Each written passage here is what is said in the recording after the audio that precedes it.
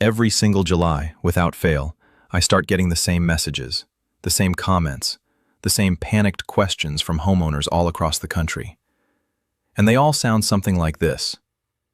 My lawn looked absolutely amazing in May. It was green, it was thick, it was the best it had ever looked. And now? Now it looks like I forgot to water it for a month. What is happening? Sound familiar? Here's the thing, and I want you to really hear this. Most of the time, it's not the heat that's killing your lawn. It's not some rare disease. It's not your soil type, and it's not bad luck.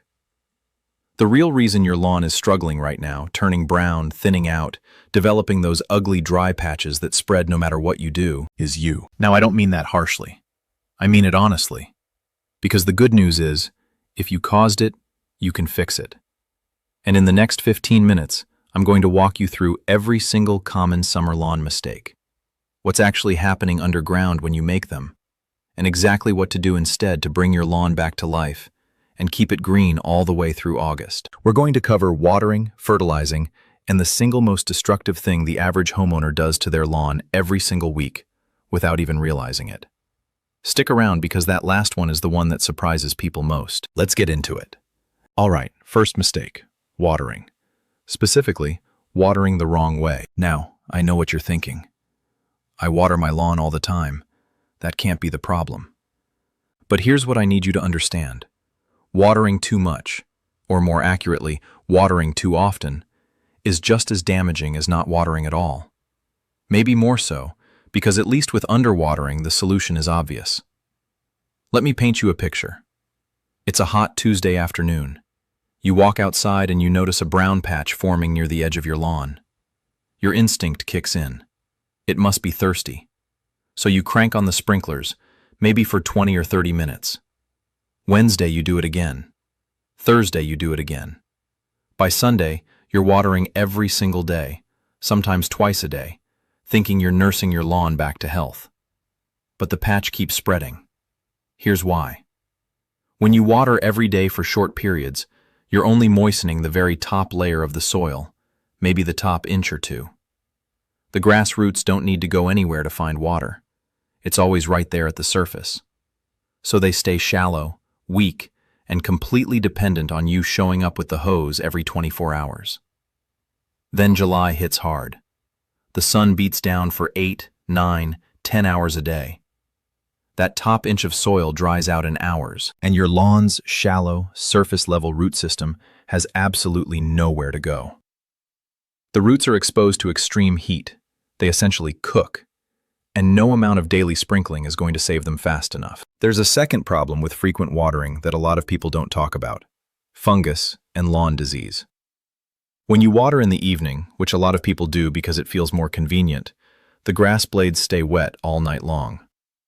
Warm, damp conditions are exactly what lawn diseases like brown patch, dollar spot, and gray leaf spot thrive in. You're not just drowning your roots, you're rolling out a welcome mat for the very diseases that cause brown patches. So what's the solution? It's called deep and infrequent watering, and it will genuinely change the way your lawn performs in summer. Instead of watering a little bit every day, you're going to water once or twice a week, but for much longer sessions. The goal is to apply about 1 inch of water per week, including rainfall. When you water deeply, that moisture soaks down 4, 5, 6 inches into the soil profile. The grass roots chase that water down. Over time, and we're talking weeks, you develop a root system that goes deep into the earth, where the soil temperature stays cooler and moisture persists much longer. That's a drought-tolerant lawn. That's a lawn that stays greener longer into summer than your neighbors, even if you water less. A really simple trick. Grab an empty tuna can and set it on the lawn while your sprinklers are running. When the can is full, you've applied roughly 1 inch of water. That's all you need. Timing matters too. Water in the early morning before 10 a.m. is ideal. The water soaks into the soil before the heat of the day causes evaporation, and the grass blades dry off naturally as the temperature rises. No wet grass sitting overnight. No fungus invitation. I know it feels counterintuitive to water less, but give it 2 or 3 weeks and you'll start to see the difference. Your lawn will thank you. Okay, mistake number 2. Fertilizing at the wrong time with the wrong product. Spring is when everyone gets excited about lawn care, right? You throw down some fertilizer in April or May, the grass responds with this beautiful, lush flush of growth. Everything looks incredible, and you think, if a little fertilizer did that, imagine what more fertilizer will do in July. Stop right there. Because for a huge percentage of lawns across the country, fertilizing in July is one of the worst things you can do. Here's why. And this is where knowing your grass type becomes absolutely critical. There are two major categories of lawn grass: cool season grasses and warm season grasses, and they behave almost completely opposite from each other when summer hits. Cool season grasses, we're talking Kentucky bluegrass, tall fescue, fine fescue, and perennial ryegrass. These are the most common grass types in the northern half of the country. They love spring and fall. They thrive in temperatures between 60 and 75 degrees. But when summer arrives and temperatures push into the 90s, these grasses naturally slow down. They're not dying, they're surviving. Some of them go semi-dormant on purpose to conserve energy. It's their way of riding out the heat. Now imagine you come along in mid-July and dump a bunch of high-nitrogen fertilizer on a lawn that's already stressed and trying to conserve energy. What happens? The nitrogen forces rapid, aggressive leaf growth. The grass has to use what little energy it has left to produce new blades it can't even sustain. The growth that comes out is thin, weak, and pale. The already stressed plant becomes even more vulnerable. And if the lawn is dry at all, the fertilizer salts can literally burn the grass, leaving yellow and brown patches that look identical to heat stress, except they don't recover with watering. For cool season grasses, the rule of thumb is simple. Don't fertilize in summer. Let them rest. The time to feed cool season grass is early spring to get them going. And then, most importantly, fall, when the temperatures drop back into that sweet spot and the grass is ready to absorb nutrients and build energy reserves for the following year. Fall feeding is the most important feeding you can do for a cool season lawn. Period. Warm season grasses are a completely different story. Bermuda, zoysia, St. Augustine, centipede, buffalo grass. These grasses are built for summer. They peak in the heat. They're actively growing and green during July and August, and that means they can actually benefit from summer fertilization. But even with warm season grasses, you need to be smart about it. Use a slow-release fertilizer rather than a quick-release product. Slow-release formulas feed the grass gradually over 6 to 8 weeks, which means steady, manageable growth rather than a sudden explosion that creates its own stress. And never, ever apply fertilizer during the peak heat of the day or when the lawn is already drought-stressed and the soil is bone dry.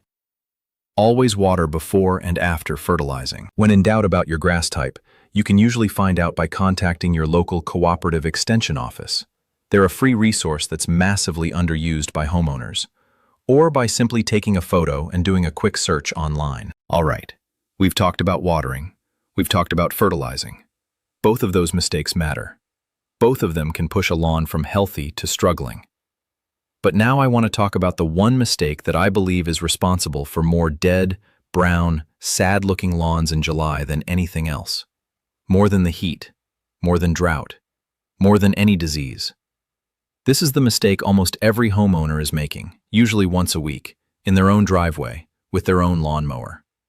And once I explain it to you, you're never going to look at your mowing routine the same way again. You are cutting your grass too short. That's it. That's the big secret. You're scalping your lawn, and it's devastating it. Now, I know that sounds almost too simple. How could mowing height be the #1 cause of summer lawn decline? Let me explain exactly what's happening, because once you understand the biology, it's actually obvious. The grass blade, that green part you see above the soil, is not just decoration. It is the engine of the entire plant. It's where photosynthesis happens.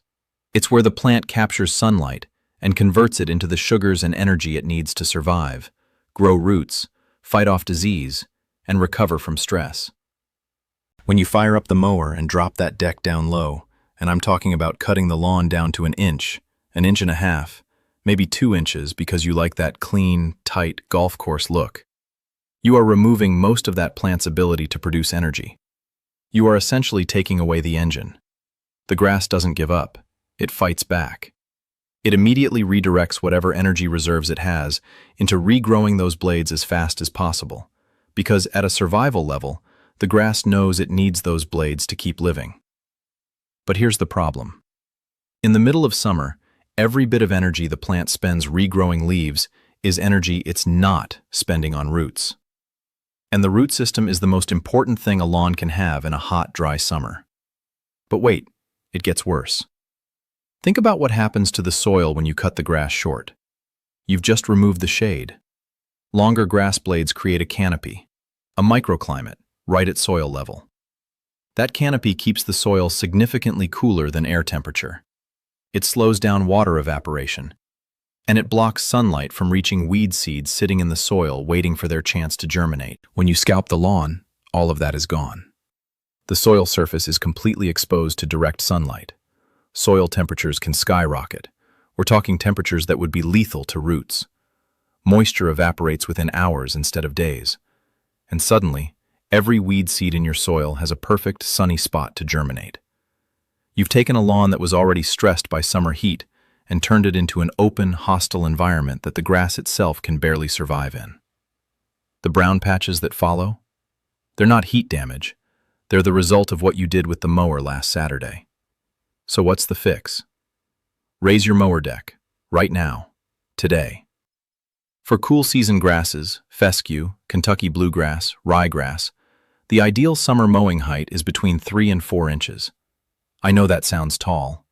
I know it might look a little shaggy at first compared to what you're used to, but I promise you, a lawn mowed at 3.5 inches in July will stay greener, stay cooler, retain moisture better, and fight off weeds and disease far more effectively than one mowed at 2 inches. That extra 1.5 inches of grass blade is doing so much work you can't even see. Shading roots, retaining moisture, feeding itself through photosynthesis. Don't take it away. For warm season grasses like Bermuda and Zoysia, you can go a bit lower. Usually in the 2 to 2.5 inch range is appropriate. But the principle is exactly the same. Don't scalp them. Don't stress them out by cutting too aggressively. Now let's talk about the 1/3 rule. This is one of the most important guidelines in all of lawn care, and most homeowners have never heard of it. The rule is simple. Never remove more than 1/3 of the grass blade in a single mowing session. Here's how it works in practice. If your goal is to maintain your lawn at 3 inches, which is a great summer height for cool season grass, then you should never let it grow taller than 4.5 inches before you mow. Because cutting it from 4.5 inches down to 3 inches removes exactly 1/3. If you wait too long and the lawn grows to 6 inches, and then you try to cut it back to 3 inches in one pass, you've removed half the blade. That sends the plant into serious shock. It's incredibly stressful, more stressful in some ways than if you'd never mowed at all. The grass has to go into emergency recovery mode, diverting all resources away from root development and disease resistance just to regrow leaves. So yes, following the 1/3 rule might mean you're mowing a little more frequently during the fast-growing parts of the season. But you're doing far less damage each time, and the overall health of your lawn will be dramatically better. One more thing on mowing: blade sharpness. This one is quick but important. A dull mower blade doesn't actually cut the grass, it tears it. Shredded, ragged grass tips turn brown and become open wounds that allow disease and stress to enter the plant much more easily.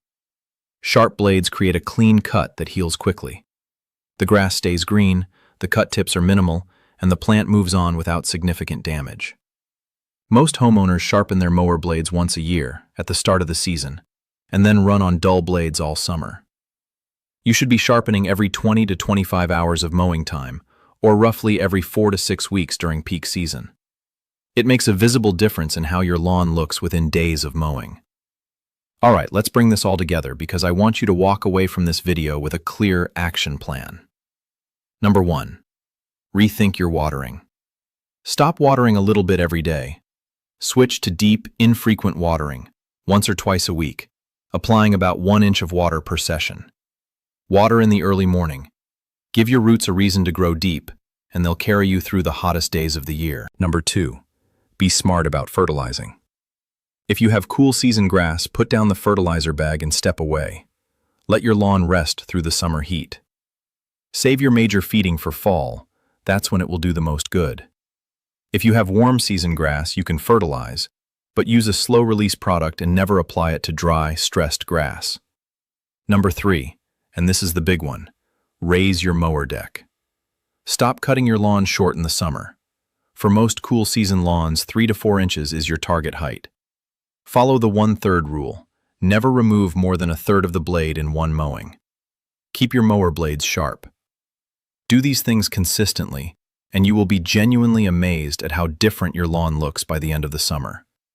Here's the real takeaway I want you to leave with. The July sun gets blamed for a lot. And sure, heat and drought are real stressors. But a healthy lawn with deep roots, proper height, and the right care routine can handle a hot summer. It's the combination of the sun and the mistakes we're making that turns a stressful season into a disaster.